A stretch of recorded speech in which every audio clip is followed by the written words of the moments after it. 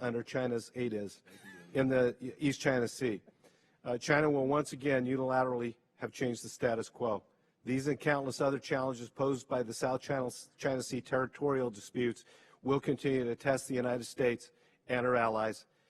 Though the answers are sometimes not easy to find, I'm really glad we came together today to hold this joint hearing, and working towards solutions and keeping the issue at the forefront of foreign policy and national security agendas is critical, and I appreciate the opportunity. Yield back. Mr. Chairman, thank you. And with that, I'd like to yield to the ranking member of the Subcommittee on Asia and the Pacific, Mr. Sherman. For any comments. Thank you. Mr. Chairman, I'll be a little bit of a contrarian, but if I just agreed with everybody who had just spoken, it would be so boring. It's my view that the power in making decisions in any important area of our policy is often under the control of the domestic organization that has power and cares about that policy. So when it comes to TPP, Wall Street wants it, Wall Street will probably get it. When you look at the Pentagon and its needs, we see that for 150 years, every time our military forces have confronted a worthy, symmetrical, uniformed adversary, it has ended with glory for our armed forces. From the Spanish-American War through the victory over the Soviet Union without a major conflagration. And every time we have faced a non-uniformed, asymmetrical opponent, it has been a terrible experience for our military, from the Philippine insurrection right up until the operations in Iraq and Afghanistan. Not that we're always unsuccessful, but it has never been gloriously easy. And so it's not surprising that the Pentagon is looking for a worthy adversary. And there's only one available in the world, and that is China. And so we are told that we should spend hundreds of billions of dollars focused on developing new technologies and procuring new weapon systems for the purpose of confronting China in the South China and East China Sea. Not only are we subject to this, but China is subject to it as well. In China, there is one institution at the center of making decisions. That is the Communist Party. And that Communist Party suffers a great crisis of legitimacy. People all over China are asking, why are these guys running things? Their old answer was they're running things because they're the vanguard of the proletariat. Not so much. Then they said, shut up, we're giving you 10% economic growth. I'd be inclined to switch political parties if I could achieve 10% annual economic growth. But the Communist Party can no longer do that. So the Communist Party of China is retreating into the last refuge of scoundrels and illegitimate governments, and that is exaggerated nationalism, and the best way for them to do that is to focus on these islands. The amount of cost that we are incurring as we build toward this confrontation, again, is hundreds of billions of dollars. We don't have a good cost accounting system for our military to tell us what weapon systems relate to what international threats and what foreign policy objectives. But every time I talk to the Pentagon about research and procurement, they say, Sherman, we're not interested in doing research on anything unless it shoots down Chinese planes over the South China Sea. There are other things that we confront, particularly a war on terrorism, where research is called for. Now, we're told that these islands are of such great importance. They have remained uninhabited, even though they are off the shore of the most teeming and populated continent. They've been uninhabited for millennia. We're told that trillions of dollars of trade goes through these islands. That's all trade going in and out of Chinese ports, which means if China were able to militarize these islands, they would be able to blockade their own ports. We're told that there's economic value in minerals, and none of which have happened. But we are sure of one thing, and that is if there is any oil, it doesn't belong to us. It belongs to Japan, the Philippines, China, whoever owns these islands. And keep in mind, all of our allies want us to spend hundreds of billions of dollars defending their islands, which may or may not have any economic value at all. but they're never willing to spend more than 1, maybe 2% of their GDP to defend their islands or their countries. So I'm not saying we should surrender to China, but we should not surrender to the urge to exaggerate. We should be careful, and we should relax. I'm not pro-China. I'm pro-Ambien, America's leading sleep product.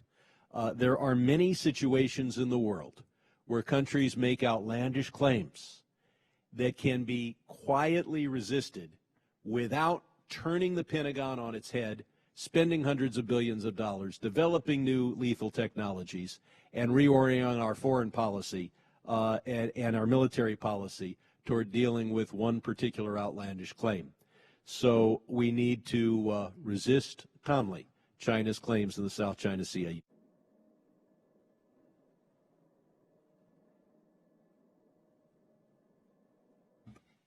Gentleman yields back. Ms. Willett, we are glad to have you with us today, and Mr. Denmark. And before I turn to your testimony, I want to make one procedural motion. I ask unanimous consent that non-subcommittee members be allowed to participate in today's hearing after all subcommittee members have had an opportunity to ask questions. Is there an objection? Hearing none, non-subcommittee members will be recognized at the appropriate time for 5 minutes. And with that, Ms. Willett, we want you to take all the time you want, as long as you can get it within that 5-minute allotment that we have given there to give us your thoughts and your comments. And again, your written testimony will be made part of the record. So thank you for being with us, and we turn the floor over to you. Well, thank you very much, Chairman Forbes and Chairman Salmon.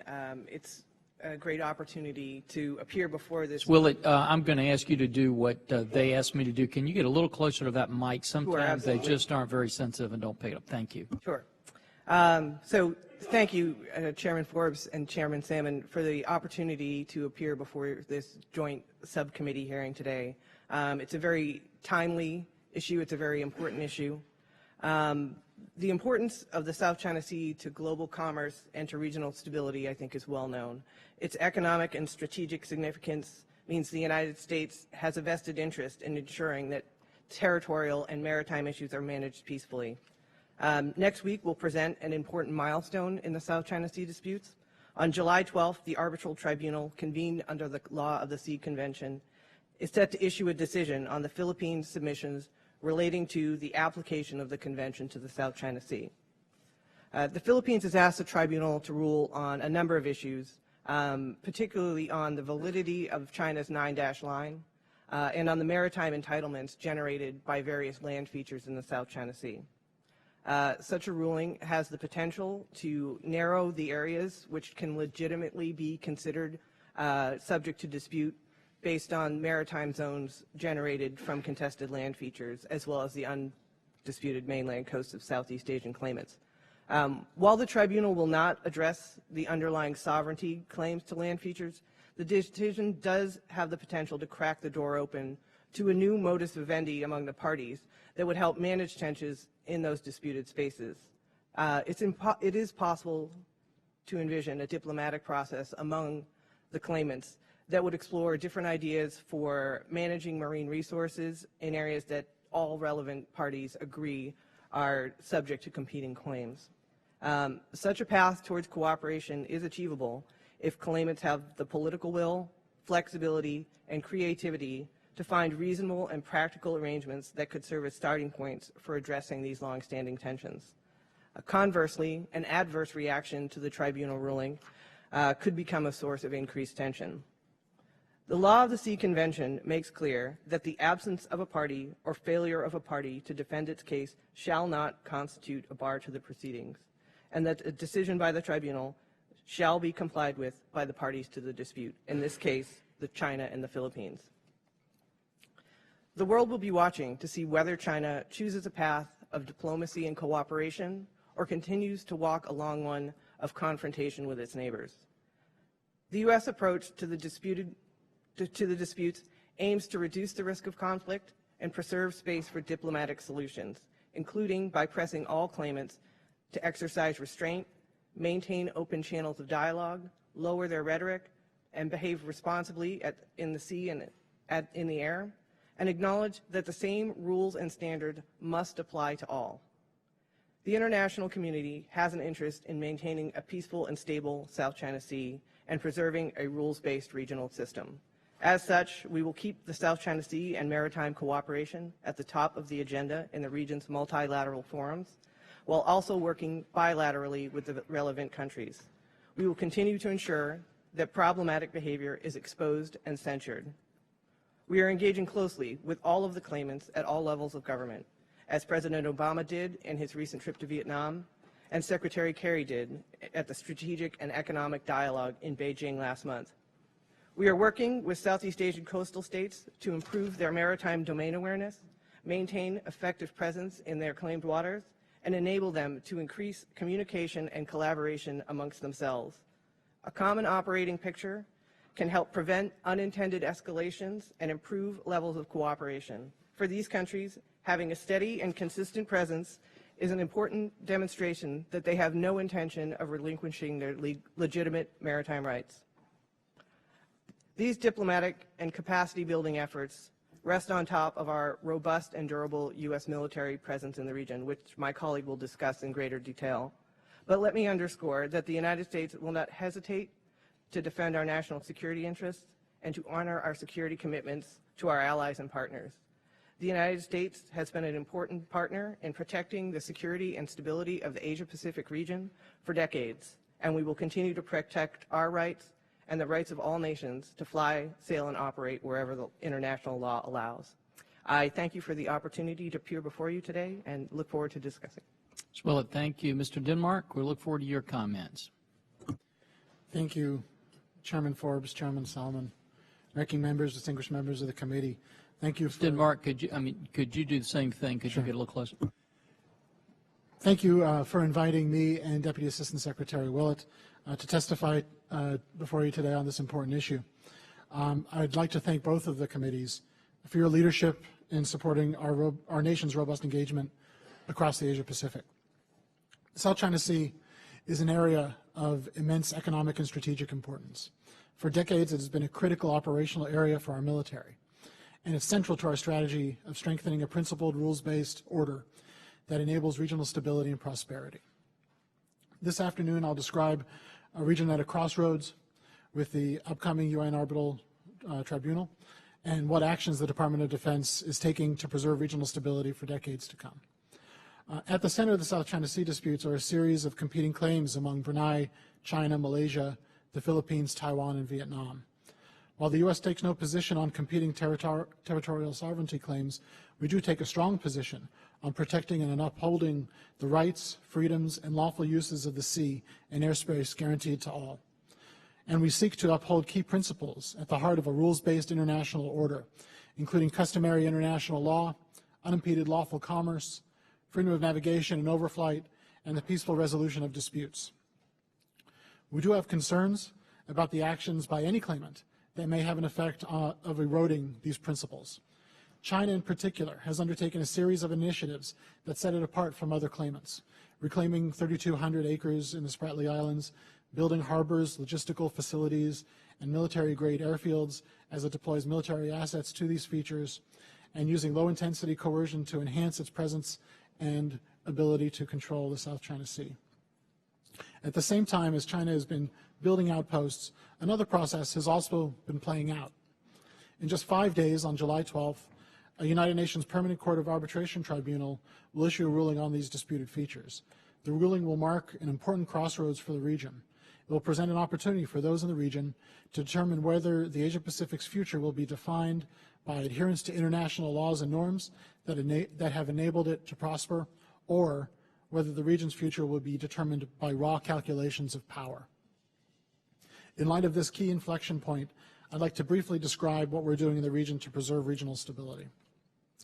The United States has undertaken a whole-of-government approach in the South China Sea, with the Department of Defense working in lockstep with the State Department and others to support our diplomacy with a robust military capability. I'd like to outline the 4 broad DoD efforts that have supported the broader USG strategy. First, the Department of Defense has been providing a credible capability in the South China Sea and the region to deter conflict, and to create space for our diplomatic efforts to succeed. We've increased our military presence, and we're ensuring our presence is geographically distributed, operationally resilient, and politically sustainable. Second, we've enhanced our tempo of military operations. From exercises to freedom of navigation operations and presence operations, DoD continues to fly, sail, and operate wherever international law allows so that others can do the same. Third, we're enhancing our regional security network through building partner capacity, training, and exercises, particularly through our engagement with ASEAN. And finally, we're engaging China directly to reduce risk. We consistently encourage China to take actions that uphold the shared principles that we've served so many in the Asia-Pacific so well. We seek to keep lines of communication with Beijing open, to improve our cooperation in areas of mutual interest, and to speak candidly and constructively manage differences when we disagree. These efforts have set the stage for our engagements following the upcoming decision from the UN Arbitral Tribunal. DoD will provide critical support to our diplomacy by providing a credible deterrent against the use of force and in favor of the peaceful resolution of these disputes. We will continue to defend ourselves, our allies and partners, our interests, and our principles. Mr. Chairman, ranking members, distinguished members of the committees, the upcoming UN Arbitral Tribunal ruling provides an opportunity for the region to stand firm in our enduring commitments to a principled order in the Asia-Pacific and the rest of the world. And it is an opportunity for us to reconfirm our commitment to work with the region to ensure a principled future, one in which all people have the opportunity to live in peace and prosperity. Thank you very much, and I look forward to our questions. Mr. Willett, Mr. Denmark, thank you both for being here. Let me ask you this, Mr. Denmark. Is there any military significance to Scarborough Shoal, to the United States? Thank you, Mr. Chairman. The military value of Scarborough is not intrinsic to the feature itself. It's highly variable, dependent on if a claimant were to in place military capabilities on Scarborough, it would be highly variable dependent on the specific capabilities that have been in place. So to my mind, the value of Scarborough is one of strategic importance in that it would increase a claimant's ability, de facto ability to control the South China Sea, and would, I think, marginalize a principled international order in which countries refrain from occupying and constructing and deploying military assets to previously unoccupied features. Ms. Willett said that we'll do everything necessary to defend the national security interest of the United States and allied defense rights. If you did have a militarization of the Scarborough Shoal, would that have any impact on our national interest or our allied defense rights? Well, Mr. Chairman, it's very difficult for me to comment to any degree of specificity on potential future hypotheticals. That's not, well, we need to, don't we need to know? I mean, don't we need a strategy to be able to answer those kind of questions? Or, I mean, are we saying we don't have a position based on the Department of Defense right now as to whether or not there's any military significance there, and if it does have military significance, as to whether or not it would impact our national security interest? Well, Mr. Chairman, as I said, that the military significance of Scarborough is not intrinsic to the feature itself, but rather what would be emplaced upon it. So it's difficult for me to react, to guess as how it would react because there's such a wide degree of variability. Is there anything you could tell us as to what would constitute the militarization of Scarborough Shoals? Militarization is not a term that we've used. The term was introduced, as you know, sir, during diplomatic exchanges with the Chinese. We look to resolve these issues through diplomacy. I understand. We want everybody to take a breath and be calm, but at some point in time, they don't always do that. And so if we were to have a situation, they say they're not going to militarize those islands. If they were to militarize those islands, would that be contrary to the national security interest of the United States? Again, sir, I think it's too the variability in what could be so the Department of Defense, through you, can't give us an opinion as to whether or not you think the militarization of the Scarborough Shoal would be against the national security interest of the United States? In terms of you asked me, sir, what I can comment upon is the military implications of this. Okay. And in terms of military implications, as I said, the variability based on what could be placed on any of these features is extremely broad. And so therefore it's difficult for me to hypothesize about how we may react or respond to what may be put on any one of these features. Okay. Let me ask you this then. The 1951 Mutual Defense Treaty binds the United States and the Philippines were bound to respond to attacks on the armed forces, public vessels, or aircraft of the other party, as well as island territories under its jurisdiction. Has the United States, or either through the Department of Defense or the State Department, even made an analysis of whether or not it thinks the Scarborough Shoal is an island territory under the jurisdiction of the Philippines?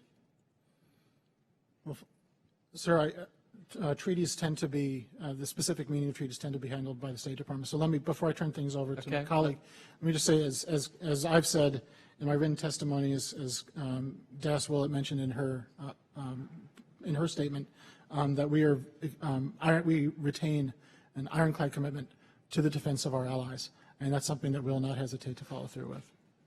Ms. Willett. Absolutely. Mr. Chairman, the United States does not take a position on disputes over land features, and the Scarborough Shoal is disputed. How would you interpret your treaty responsibilities if it says island territories under the Philippine jurisdiction? How would you make the determination as to whether that was or was not under the jurisdiction of the Philippines? Scarborough Reef is a disputed feature, and we don't take a position on whose claim is more legitimate. So if there was a dispute with China over whether or not one of their vessels belonged to them or to the Philippines, the United States wouldn't make a decision over that? I think the language in the Mutual Defense Treaty is clear in terms of its applicability to persons and vessels from the Philippines. Is it not clear about island territories under its jurisdiction? Scarborough Reef is a disputed feature that we don't recognize any country's sovereignty over. That said, our treaty commitment to the Philippines is absolutely ironclad. This is something that we would take very seriously.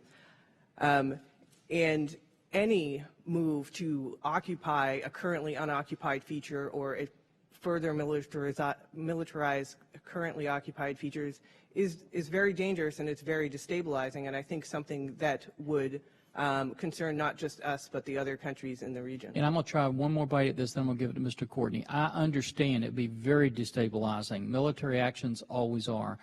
What my concern is, we have a treaty, and at some point in time, we have to make an analysis or determination what's in that treaty and what's not in that treaty. We specifically state in here armed forces, public vessels, aircraft. Then we talk about island territories under its jurisdiction. At some point in time, the United States has to make its own legal determination as to whether or not they think those vessels belong to the Philippines or the aircraft belong to the Philippines. Are you saying that any time somebody just puts that in dispute, that the United States is going to step back and not defend that? No, I mean, I think that the language in the treaty is clear. In the specific case of Scarborough Reef, the land feature itself is disputed. Okay. Mr. Courtney. Thank you, Mr. Chairman. Ms. Willett, I'd just like to drill down with you a little bit about UNCLOS and its history and just sort of the structure of how that treaty operates. Again, in terms of how past cases have played out, I think your testimony mentioned India and Bangladesh had a dispute which went through the arbitration process, and it ended up with a peaceful resolution. Is that correct? Yes, that's correct. And it had been a long-standing claim over many years that led up to that decision. But again, the sort of moral and global force of the UNCLOS kind of prevailed at the end of the day to have a positive outcome? Yes, I think that's correct. I mean, I think there are actually numerous examples within the region where countries have effectively used legal dispute resolution mechanisms to settle territorial, including maritime territory disputes amongst themselves. And so it can be a very effective tool for upholding that rules-based system. But there's no sort of, UNCLOS SWAT team that's out there. So that, again, in terms of enforcing a ruling, I mean, it's really something that sort of uses, as I said, sort of the international, standing as a way of trying to get people to work within the rule-based system that it created. Is that correct? Yes, it is. UNCLOS protects the rights of all nations, whether they have maritime entitlements themselves or not, to a specific standard for use of the seas. So it protects globally everyone's right to legally use international waters around the world. And so I think the pressure comes from an understanding that we all benefit from having an international system for regulating how seas can be used that benefits all of us. All right. So over the last year or so, though, I mean, it appears that China has been trying to sort of step outside that structure and sort of negotiate sort of on a bilateral basis with countries in the region there to sort of, again, establish their own agreements regarding, the issues that are really under the jurisdiction of UNCLOS. Is that sort of the pattern that you've seen? The salami slicing, as they call it? Yes, Congressman, I think you hit on it exactly, that the fundamental issue at stake in the South China Sea is it's not about the rocks, it's about the rules. Is China, as it becomes a global sort of player and as its interests expand, is it going to play by the same rules as the rest of the globe does, whether that's in terms of the law of the sea or trade law or what have you? The question that's posed right now is China going to play inside that rules-based system that has benefited all of us so much over the last 70 years. Right. So during the course of this proceeding, I mean, it's my understanding that the U.S. actually tried to obtain observer status in the the litigation that took place there, and we actually were denied that opportunity because the U.S. Senate has never ratified UNCLOS. Is that your understanding, or is that your testimony? Yes. The Obama administration, like all previous administrations, believes very firmly that our interests would be served by ratifying the Convention on the Law of the Sea. We did request observer status at the hearings held by the arbitral tribunal, but because we are not a party to the convention, we're not able to participate. And it does harm us that we have not yet ratified the convention. It's a common criticism when we speak out about the importance of these rules when we ourselves have not signed up. And that's frankly an observation that's been made by our military leadership as well. I mean, Admiral Richardson, has testified to that effect. General Dunford has testified to that effect, and Admiral Harris, who's out there in the middle of all this with the 7th Fleet and PACOM, has said that really it's time for this country to move forward and ratify UNCLOS. And again, as we get closer to the decision, frankly, I think hopefully our friends in the upper chamber will understand that this is not just some sort of parlor game in Washington. I mean, it has real life effects in terms of trying to, again, maintain what I think has been a rules-based system of maritime law, and we benefit from it in many respects even more so than other countries. Would my friend yield? Sure. Just to add to my understanding is that by not being a member and the Chinese being a member, they actually can influence all the committees and subcommittees, and we can't. And so in terms of doing the actual work of the law of the seas, we're day-to-day at a disadvantage, and they are day-to-day at an advantage. I don't know if Ms. Willett wants to confirm that, but I think my friend from Hewlett. Well, all I would just point out is there's a House Resolution 631 urging the Senate to ratify, and hopefully today some members will take a look at that who maybe haven't signed on to it, because, as I said, next week is the eyes of the world are going to be on this treaty and its benefits, and certainly, I mean, I think what we've heard without specifics this morning or this afternoon is really that we're going to be part of whatever that sort of international force to make sure that the decision is really adhered to, and that again we have that single standard that really I think is so important, and that UNCLOS is really focused on creating. We all benefit from that. With that, I yield back, Mr. Chairman. Chairman Selman. Thank you. When I first started serving on the Foreign Affairs Committee, it was 1995. Warren Christopher was the Secretary of State, and I remember asking the question in a hearing like this, what was our State Department policy toward China? And the answer kind of astounded me, yet it's been a policy of many administrations. He called it strategic ambiguity. I thought that was the oddest policy I'd ever heard.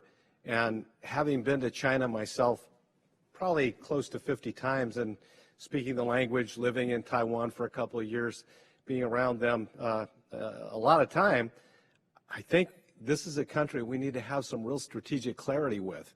And I think one of the reasons that things are getting so out of control in the South China Sea is that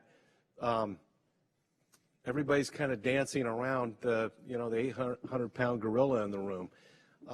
China has stated pretty openly that with this arbitral tribunal decision that's expected in a couple weeks, that they don't intend to adhere to it. So then what? I guess that's my question. What are our options then? A lot of our allies in the region are extremely concerned about China's land grabbing, and as the chairman of the House Committee said, that not only island grabbing, but putting military installations on those islands. And so virtually all of our allies in the region have expressed grave concerns about what China is doing, and they're waiting on us to do something. What is that something? If they flout the decision by the tribunal, what's our next move? Because I think all eyes are going to be watching us. I know we don't specifically have any land disputes ourselves, but our allies do. The other concern I have is that I think that the South China Sea is a real tinderbox. Whenever President Obama or Secretary Kerry talks about, or Ash Carter talks about the South China Sea, it's always one of the top national security concerns that we have. It's always delineated as such. And so what I'm wondering, with a lot of the close encounters with the ships and the planes, just one wrong move at any given time could escalate into a major conflict, a major problem. What is our recourse if they just flout that decision?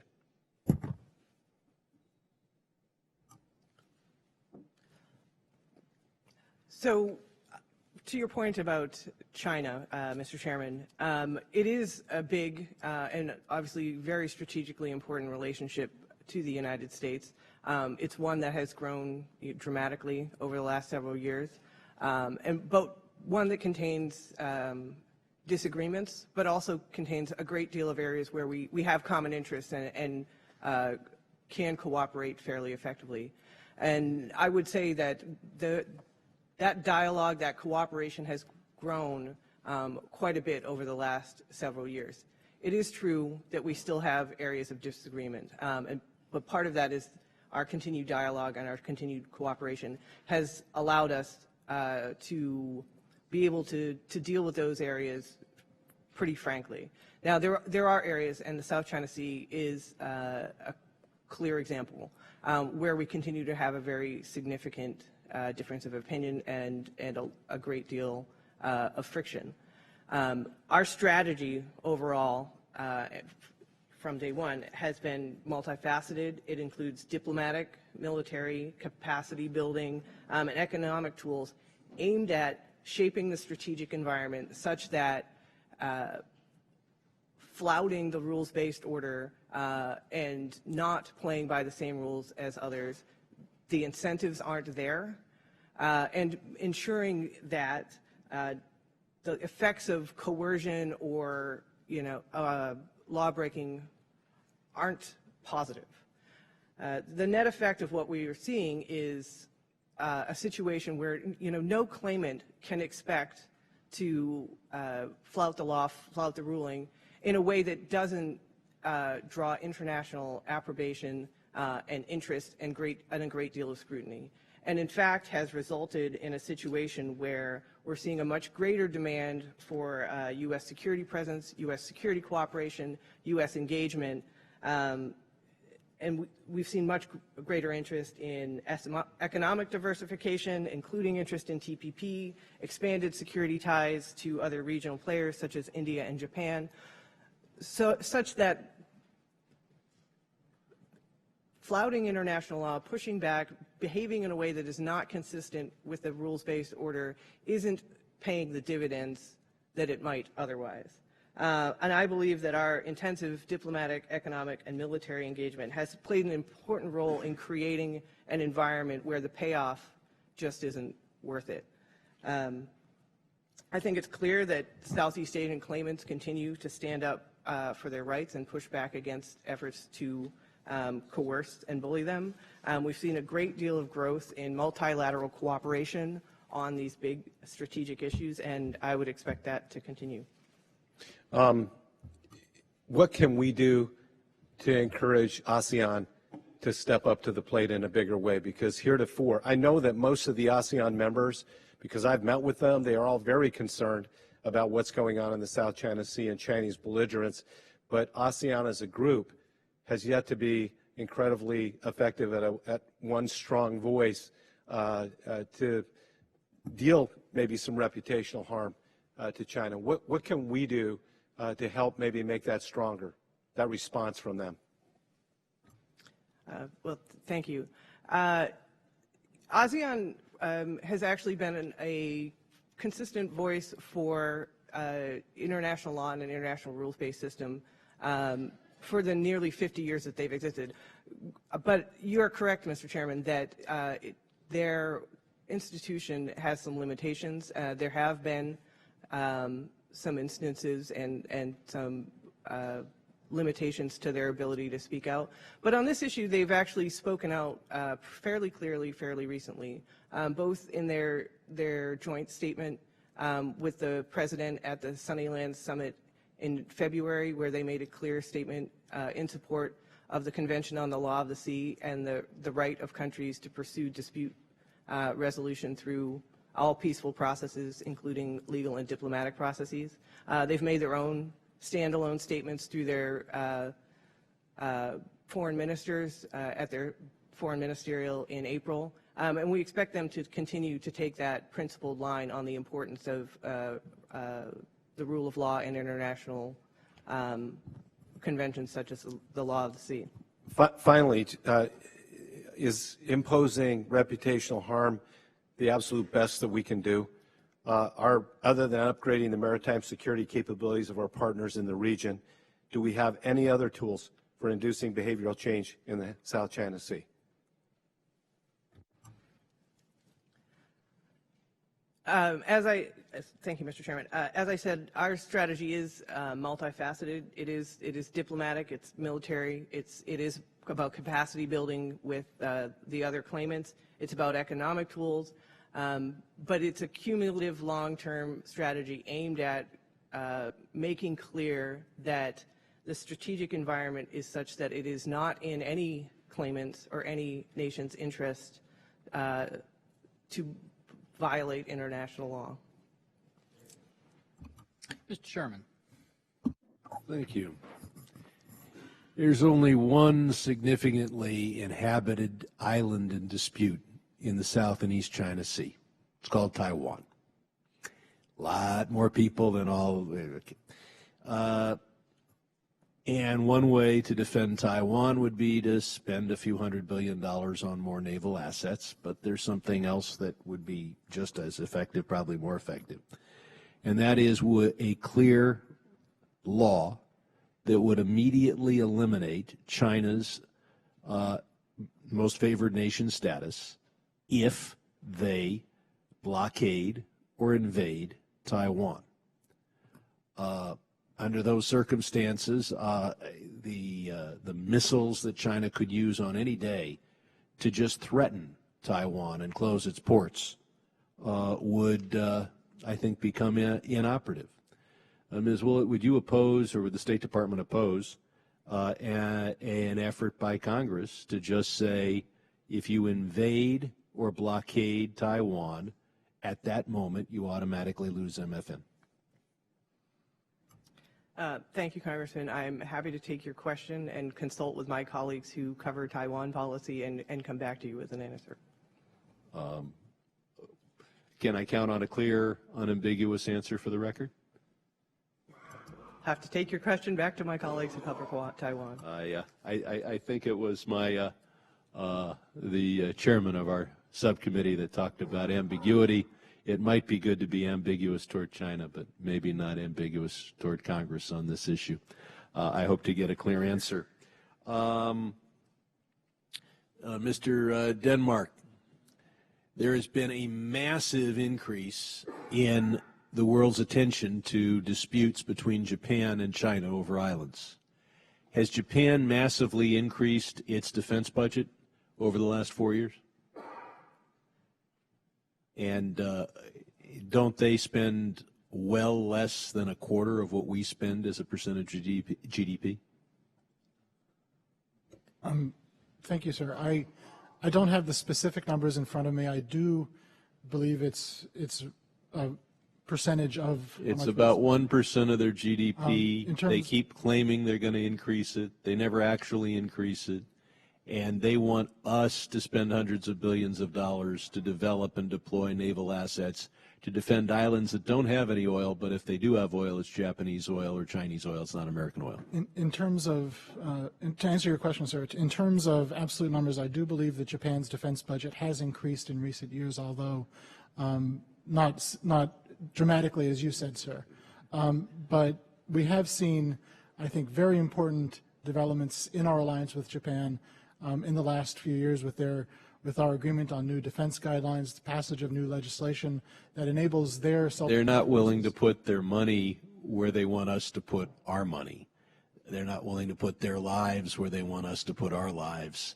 And it's nice that they will issue joint communiques, but joint communiques don't cost anything.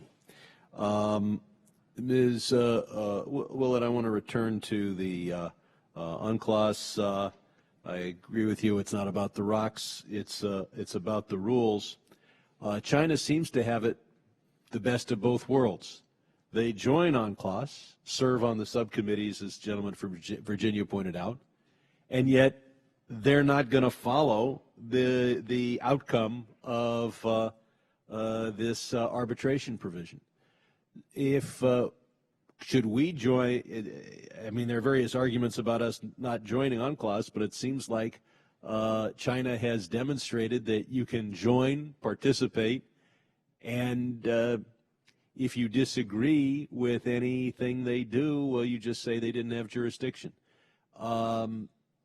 Is there any mineral rights or fishing rights or anything of value that the United States claims that someone is objecting to in a way that we could lose it on UNCLOS? And if so, would we have to recognize the binding power of its decision?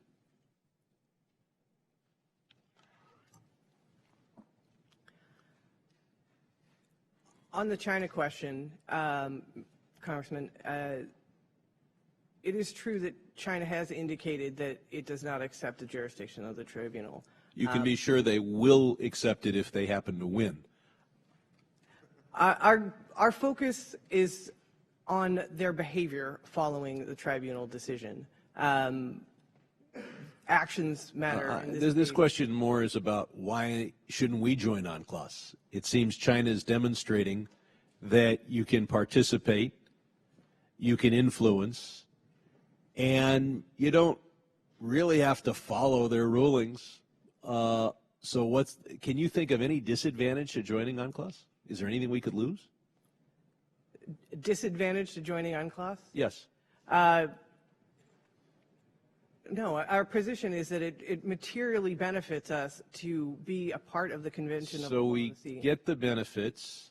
You can't think of anything we could lose, but even if we lost in an arbitration in UNCLOS about some Arctic resource, China is demonstrating that you don't have to follow the ruling. Sounds like a great organization to join. China has not yet demonstrated that you don't have to follow the ruling. They have demonstrated that if the ruling goes against them, they will not feel it binding on them. I'm concerned with their actions after we have an actual decision from the tribunal. I mean, they may scale back what they do voluntarily for a host of reasons, but it's clear that they've laid the legal foundation to win if they win at UNCLOS and not to feel bound by it if they lose. They have presented an argument asserting that they are not bound by the tribunal when it rules. And it is an incredibly weak argument. That's If correct. we ever needed to present an argument, we could certainly present one that's strong. Their argument is that some other government that they don't recognize once drew a line claiming something. That's like a Confederate general claiming Cuba. And so we claim all of Cuba. It's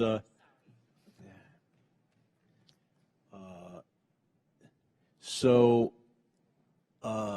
again, there are the advantages that the gentleman from Virginia pointed out. What could we possibly lose by joining UNCLOS? I don't know if Mr. Denmark has a comment. I'll see if you have a comment, and then I believe my time has more than expired.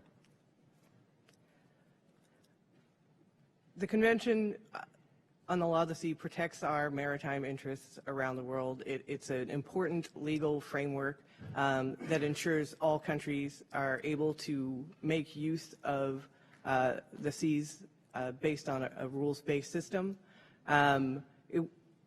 We firmly believe that it's in the United States' interest to ratify, and we expect all parties to the convention to fulfill their obligations under it.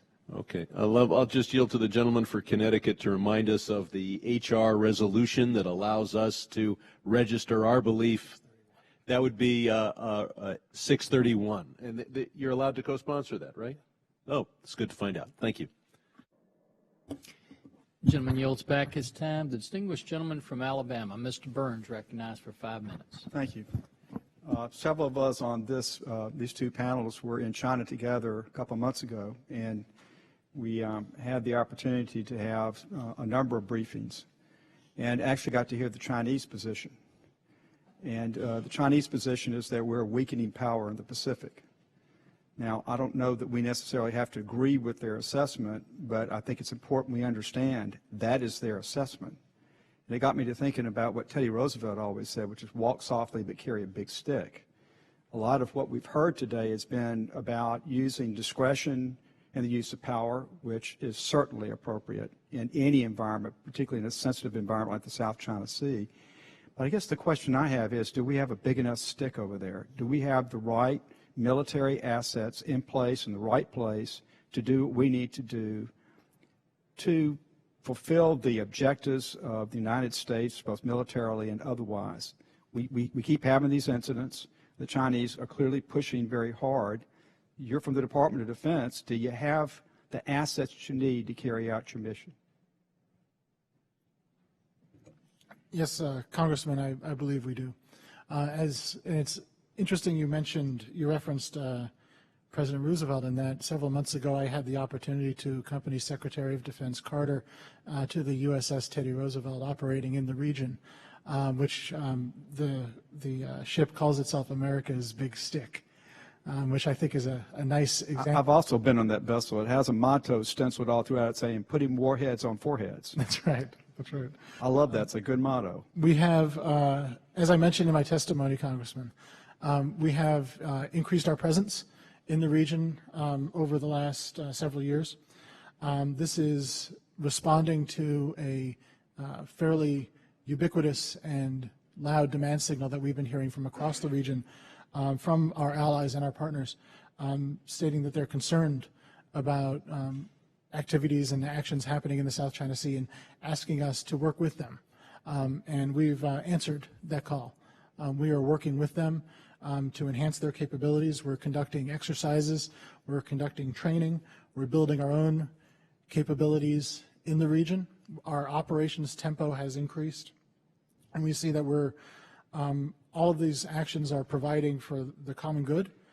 They're increasing maritime domain awareness and maritime security in the region, supporting our allies and our partners as well as our own national interest. And all of our missions are done meticulously to ensure that everything that we do is done in a way that's compatible and supports international law and maintains safety. Well, a number of us are going with Mr. Courtney to the RIMPAC exercise in a couple of weeks. I want to go back to that Chinese perception. How do we, if we believe we have the appropriate number of assets, how do we cure that problem? Because a misperception is as dangerous to us as anything else. How do we cure that misperception for the Chinese? Do exercises like RIMPAC help with that, or is there need to be more direct communication between us and them? What's the source of their misunderstanding, and what can we do about it? Well, Congressman, I do think that RIMPAC is a very good demonstration of American leadership and American power, and that no other country is able to bring together so many countries to work together in pursuit of a common objective. So I think RIMPAC is a terrific example of that. In terms of our interactions with China, we have pursued for several years very consistently a robust military-to-military relationship with them, which includes military diplomacy, in which our senior leaders, their senior leaders from our two militaries interact with each other, both in person and over communications. We visit each other's countries, we visit each other's militaries, and we, from the U.S. perspective, we try to enhance that sort of transparency as a way to ensure, to reduce the potential for misunderstanding and miscalculation. We've also recently agreed to several confidence-building measures on rules of behavior in airspace and on the high seas, which we see as a very important aspect of our efforts to reduce risk. As our militaries operate in closer proximity to one another, to a greater degree of regularity, we see that efforts of risk reduction is very important. In terms of managing Chinese perceptions, as somebody who's studied China for a long time, I find that task to be very complicated and very difficult. What we can be responsible for is to make sure that we're doing the right things, to make sure that we have the capabilities in the places that we need, to make sure that we're building the capabilities of our allies and partners, and make sure that we're able to defend ourselves, defend our allies, and defend our interests. I believe we are. Thank you. And now you're back. Gentleman yields back. The gentleman from California, Mr. Bear, is recognized for 5 minutes. Thank you, Mr. Chairman.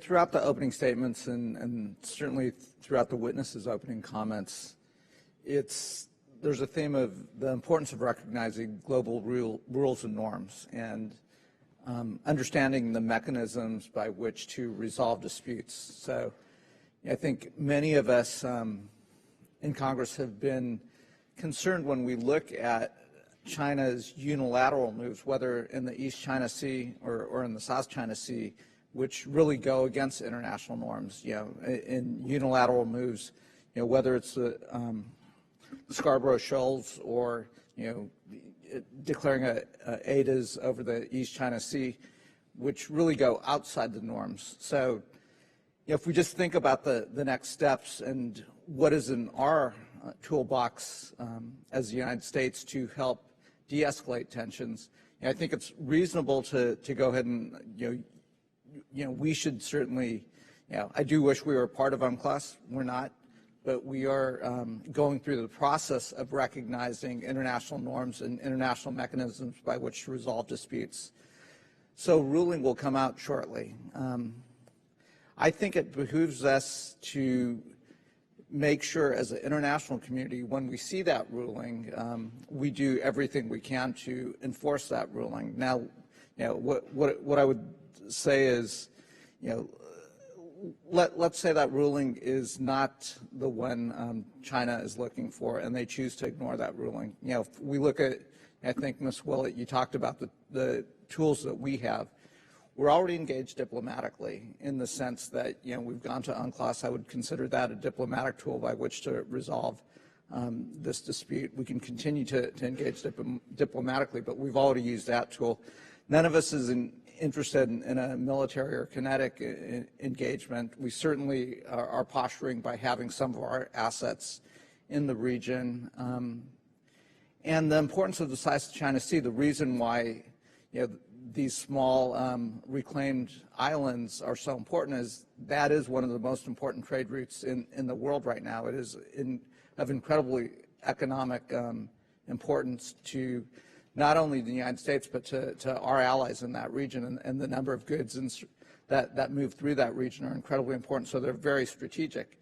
We can try to use economic tools to get China back to the table, but the worry here is, you know, China increasingly is moving assets to that island, and the more assets they have, the harder it will be to move them off of those islands. And it is much easier for us to deal with this today than it will be a decade from now. So, you know, Mr. Denmark, outside of that, what are our options?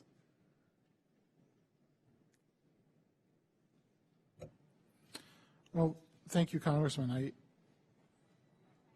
I think you can understand why I would be reluctant to discuss military options to any degree of specificity in an open hearing.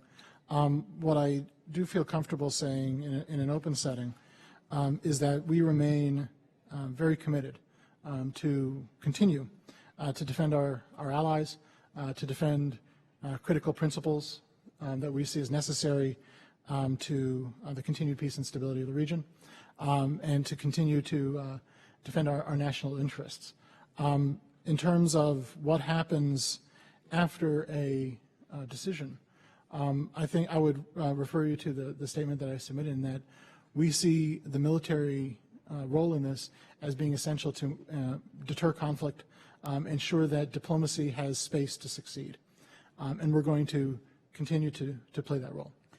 And certainly there's no desire for a military option here. I mean, we want diplomacy, and we certainly want China to understand that it's in China's economic benefit to have open seaways and the free movement of goods and services. They obviously you know, see that as well. So, you know, from our perspective, let's hope, you know, adhering to international norms and international mechanisms by which to resolve dispute, that China, you know, will take that mechanism as a member of UNCLOS, and, you know, adhere to whatever ruling we do see next week. Again, otherwise, I think we ought to come back into a joint committee here and really, you know, send a strong message that, you know, we've got to adhere to these international norms. So with that, I yield back. Gentleman yields back. The gentleman from Alabama, Mr. Brooks, is recognized for 5 minutes. Thank you, Mr. Chairman. Looking at the South China Sea, there appear to be a number of nations that have significant economic and perhaps security interests. How would you rank those in terms of importance?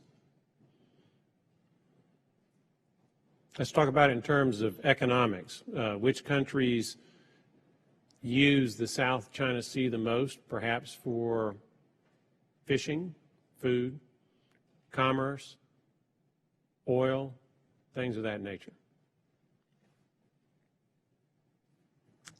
Thank you, Congressman. It's a big, complicated question. There are a number of claimants. They all have different, or not all, but they have varying claims. They have varying ways that they assess the values of those claims.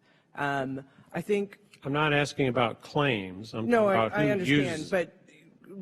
but the geographic scope of individual claims impacts how they assess the value of the resources and the importance of those spaces, which is all to say it's a complicated answer. What is your judgment?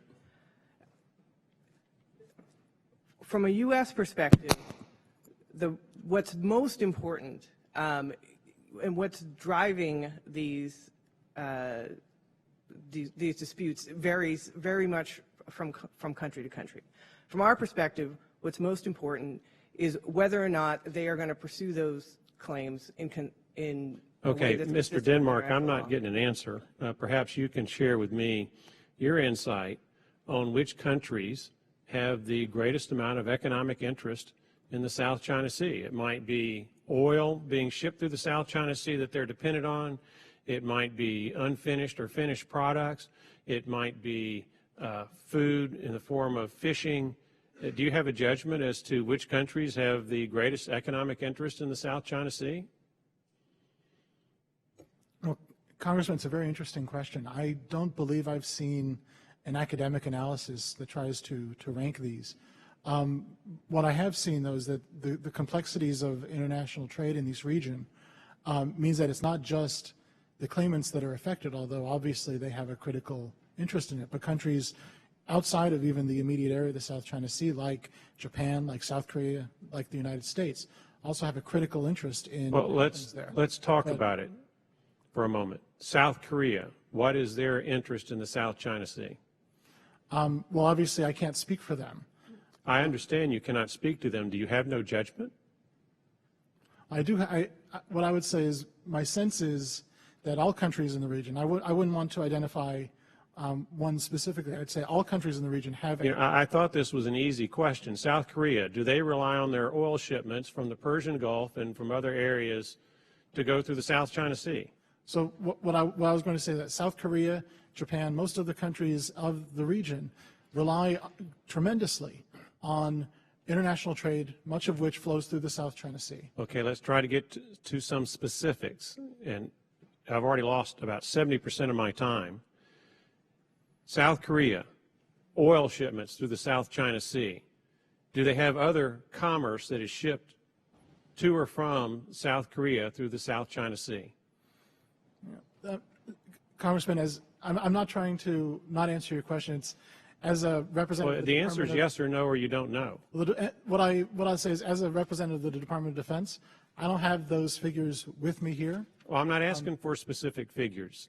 Ms. Willett, are you familiar with whether or not South Korea ships or receives product through the South China Sea, other than oil? We've already established oil.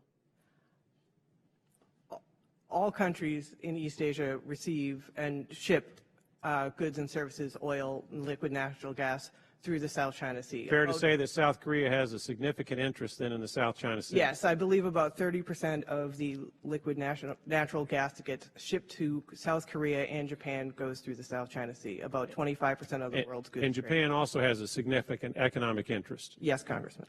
And the Philippines has a significant economic interest? Yes, sir. Vietnam has a significant economic interest? Yes. Taiwan has a significant economic interest?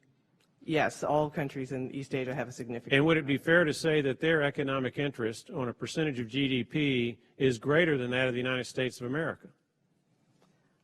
Economic interest. I would have to go back and look at the specifics because a great deal of this trade is also bound for the United States. What can the United States of America do to encourage these other countries that have a greater reliance on shipping through the South China Sea to step up to the plate and absorb more of the defense costs associated with those shipping lanes?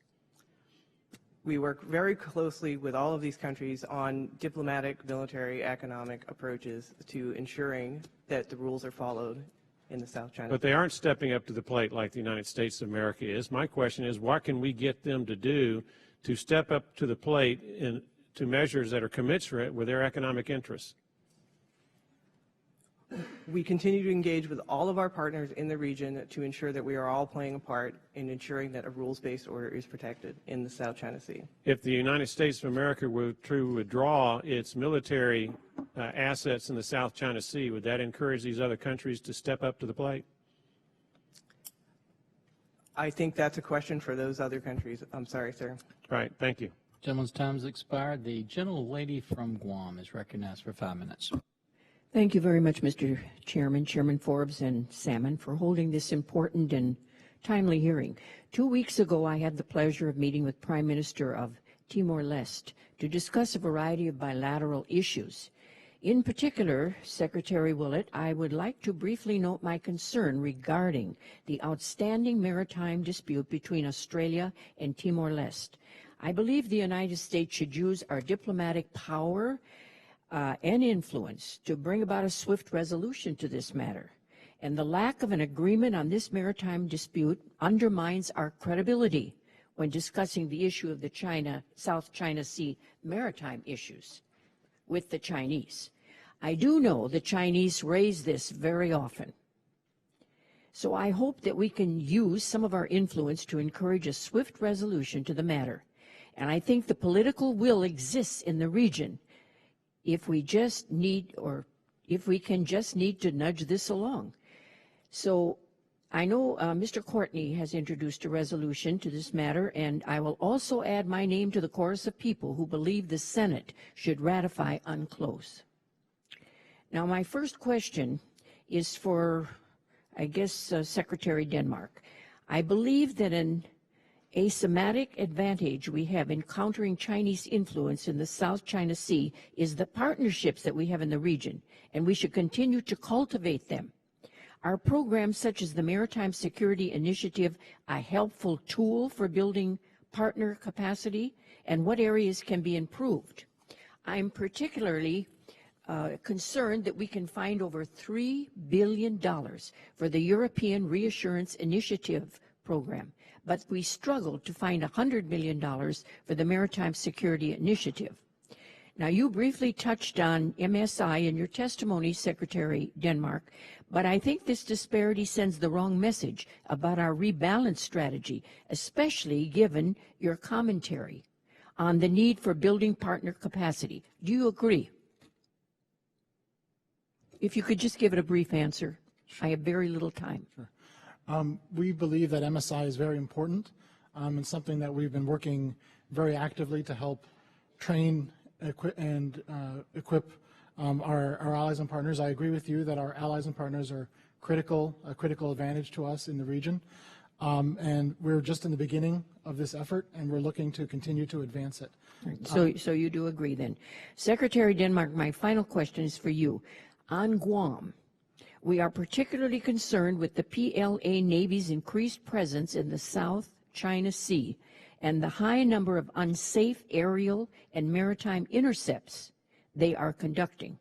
Could you elaborate on the steps that the Department is taking to, 1A, reduce Chinese intercepts, and B, create a roadmap for de-escalating potential conflicts resulting from a botched Chinese reaction? Sure. Yes, of course. As I've mentioned before, we've recently concluded several confidence-building measures with the Chinese, which are designed to reduce risk in terms of setting rules of behavior for interactions between our aircraft and our surface vessels based on existing international laws and norms. And we have seen an increase in the number of interactions between our forces in recent years, primarily because both sides are more active in the region militarily. But at the same time, we've seen a decrease in unsafe intercepts between our two sides, which I think demonstrates the effectiveness of these efforts. So we're going to continue to work with China to continue to advance these efforts to reduce risk, to enhance our ability to communicate with one another. Thank you very much, and I yield back, Mr. Chairman. Gentlelady from Missouri, Ms. Hartzler, is recognized for 5 minutes. Thank you, Mr. Chairman. Thank you. So I was just wondering, has China adopted the UN Convention on the Law of the Sea? So they are. Yes, Congresswoman. They were integral in the drafting of the Convention on the Law of the Sea and have ratified it. Ratified. Okay. So they should abide by that, no question, obviously. Has the International Tribunal for the Law of the Sea ever ruled for a shared claim between countries? Could that be something potentially they would do next week? The tribunal in this instance won't rule on the underlying question of sovereignty over the individual land features. What it will do is potentially clarify what maritime entitlements those features are entitled to, among other issues. I would have to go back and look at the history of previous tribunals and get back to you on your question, but it's not, at the moment, the issue at question isn't who owns the land feature, but what maritime space is generated from a land feature. Is it a territorial sea or an exclusive economic zone? Okay, very good. How avoidable have recent near misses between U.S. and Chinese air and sea craft been? And do you believe these incidents indicate that we are likely to see additional tense military encounters? Well, Congresswoman, as I mentioned, we've actually seen, well, the number of interactions between our aircraft and vessels in international places have increased in recent months and years. We have seen a decrease in the number of unsafe interactions between our two sides. As a result, I believe, of the risk reduction efforts that we've conducted. But as our forces continue to operate in relatively close proximity to one another, it's an issue that we're going to continue to be focused on. And these efforts at risk reduction are something that we're going to continue to pursue with the PLA. So back to the claim a lot of my colleagues have advocated that the Senate adopt UNCLOS, and how would you respond to the concerns that I have heard that it would jeopardize American sovereignty by subjugating some of our rights to the UN, and also perhaps jeopardize our fishing industry and the ability to fish certain areas? How would you respond to those concerns? It's our view, the Obama administration and the previous administrations, that the legal framework offered by the Convention on the Law of the Sea protects U.S. maritime interests and protects our rights around the world. On the specifics of what our accession and a ratification of the treaty might look like, I wouldn't want to speculate. That is something I think that would be part of the Senate deliberations. Would you like to add anything? If I could just add, from a DoD perspective, our military forces, even though we have not ratified UNCLOS, our military forces do operate in accordance with its guidelines, and we're actually very meticulous to make sure that all of our operations are conducted within the bounds of international law. Okay. Thank you very much. I yield back, Mr. Chairman. The gentlelady from Florida, Ms. Graham, is recognized for a little less than 5 minutes. I won't even take that long, Mr. Chairman. I appreciate it. Both of the chairmen, thank you for this opportunity. Ms. Willett, you mentioned that the United States will be looking at China's actions following conclusion of arbitration. You know, aside from the obvious, and I will say that it has surprised me somewhat this hearing. I've been here from the beginning because it seems like the witnesses that y'all are somewhat hesitant, and I'm assuming because of the sensitivity of the subject we're discussing. So I don't know if maybe this would be better addressed in a classified, Mr. Chairman. But aside from the obvious, what actions will y'all be looking at from China's perspective that would signal noncompliance? Thank you, Congresswoman. I think the hesitance comes in part from the fact that it's a complicated legal question that's been put before the tribunal, and we do not have a ruling yet from the body that we could evaluate or even assess, what noncompliance might look like. Thus far, our efforts have been focused on engaging intensively with China, with the other claimants, with the other interested parties in the region, to ensure that following the ruling, everyone behaves with restraint. Everyone is looking for ways to use the tribunal decision as a jumping off point to restart diplomatic discussions about a common way forward that avoids conflict, but looks for commonalities that can be built on, so that in these disputed spaces, we can reduce the risk of misunderstanding and find a way for all of the parties involved to benefit and to behave in a manner that's consistent with international law, but that doesn't and isn't in violation of whatever the ruling is. But until we see the ruling, it's difficult to speculate on just what its implications are. Am I on now? Yes. And I think that's a fair comment. However, I'll segue to something Mr. Denmark says. I certainly hope that, and I'll end with this, that if in fact there is a failure to live up to what our expectations are following the decision, unknowing what the decision is at this point, but I think we can all extrapolate out what would be a violation, that we do have, and you said, Mr. Denmark, that we are making sure we have the capabilities where we need them. And I wrote that down, make sure we have the capabilities where we need them. And I think that is a key statement, because clearly this is an area in the world where there is a lot of potential international implications if in fact they do not fulfill their obligations, being China. So I'll end with that. I don't really think there's a need to have a follow-up response, and I appreciate y'all being here. Thank you very much. We want to thank you both for being here. I told you at the beginning that we would allow you time to have any final comments. Unfortunately, these votes are called, so what I'm going to allow you to do, if you'd like to, is to submit anything for the record to clarify any statements you've made or to put anything else in there that you feel we didn't cover that you thought was important. Is that okay with both the ranking members and with the chairman?